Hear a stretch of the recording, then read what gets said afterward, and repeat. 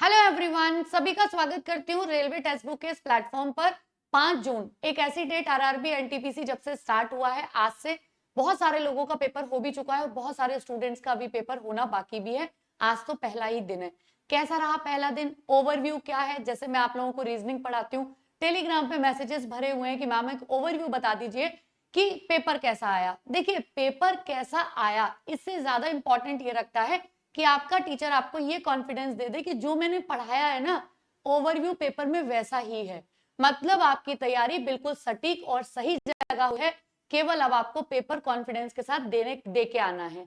तो मैं इसमें पेपर के ओवरव्यू के बारे में बात करने वाली हूँ कि पेपर जो है उसमें किस तरीके का लेवल पूछा गया है और जो हम लोगों ने चैप्टर्स तैयार किए थे क्या वो चैप्टर्स काम आए हैं, क्या कुछ नया देखने को तो नहीं मिला है। तो एक बार मैं आपको ओवरव्यू दे देती हूँ, आपको एक कॉन्फिडेंट आ जाएगा आगे वाले जिनके एग्जाम्स हैं कि चलो जो हमने पढ़ा है पूरा वही आया है पेपर में, मतलब उसी तरीके का ओवरव्यू हमें देखने को मिला है। अगर मैं रीजनिंग की बात करूं तो इजी से मॉडरेट लेवल का रीजनिंग रहा, मतलब आपको कुछ ऐसा नहीं देखने को मिला कि एकदम से नया आ गया, यार मैम ये क्या पूछ लिया आपने, ये तो बताया ही नहीं था, बिल्कुल अनसुना था, ऐसा कुछ भी नहीं है। अगर मैं चैप्टर्स की बात करूं तो रोज डेली मॉर्निंग जो 8 बजे वाली क्लास होती है मेरी, जब भी हम लोग पेड क्लासेस में जुड़े हैं तो मैंने आपको कुछ चैप्टर्स बताए कि रेलवे हमेशा इन्हीं चैप्टर्स के इर्द गिर्द क्वेश्चन पूछता है।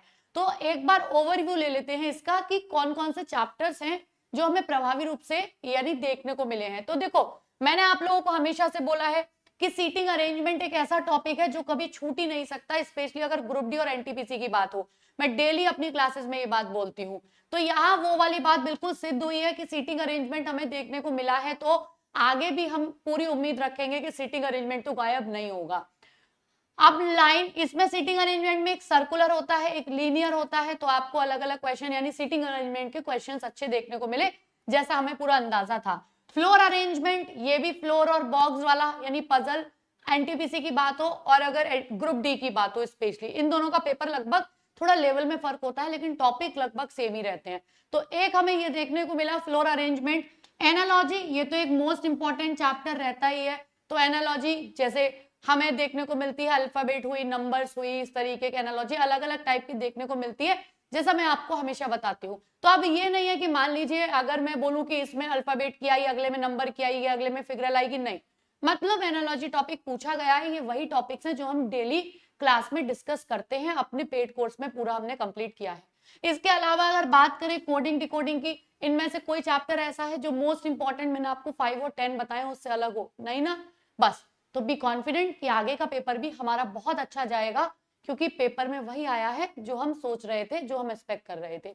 ठीक है, चलो अब ओवरव्यू अगर हम इसका ले ले तो जैसे रैंकिंग वाला ये भी हमेशा पूछा ही जाता है, डायरेक्शन डिस्टेंस है ये हमेशा पूछा ही जाता है, ब्लड रिलेशन कोडेड है ये मैंने आपको मोस्ट इंपॉर्टेंट बता रखा है हमेशा से, नंबर सीरीज है, अल्फाबेटिकल सीरीज में क्वेश्चंस आपको पूछे गए और एक अल्फाबेटिकल क्वेश्चंस ऑपरेशंस कैसे होते हैं, हम लोग कई अलग अलग करते हैं ना, जैसे फिल कैसे होता है उसमें बीच बीच में फिल इन द ब्लैंक, मतलब कई होते हैं अल्फाबेट सीरीज के।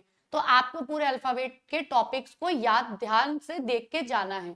तो आपको एक आइडिया मिल गया, एक ओवरव्यू मिल गया कि वही चैप्टर्स हमसे पूछे जा रहे हैं जो रेलवे पिछली बार भी पूछता है, एनटीपीसी में भी पूछता है, ग्रुप डी में भी पूछता है। तो देयर इज नथिंग न्यू, हमारे लिए कुछ नया नहीं है, जो हमने पढ़ा है वही बेस्ट है, वही एग्जाम में आता है और वही एग्जाम में आगे भी आएगा।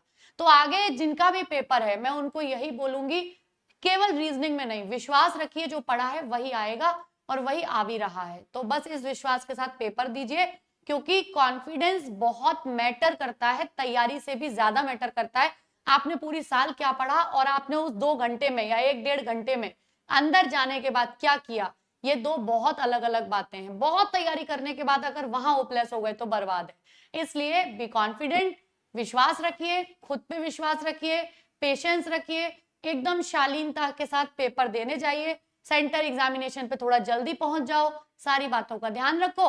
आगे वाले जिनका भी एग्जाम है उनको बेस्ट विशेष, ढेरों शुभकामनाएं, अच्छे से अपना एग्जाम करके आओ और बिल्कुल फोड़ के आओ। टेलीग्राम पे मुझे बताओगे मैम फोड़ आए एग्जाम, रीजनिंग में तो एक भी क्वेश्चन गलत नहीं है, ऐसा ओवरव्यू मुझे मिलना चाहिए आपकी तरफ से। चलिए, बेस्ट विशेष सबको।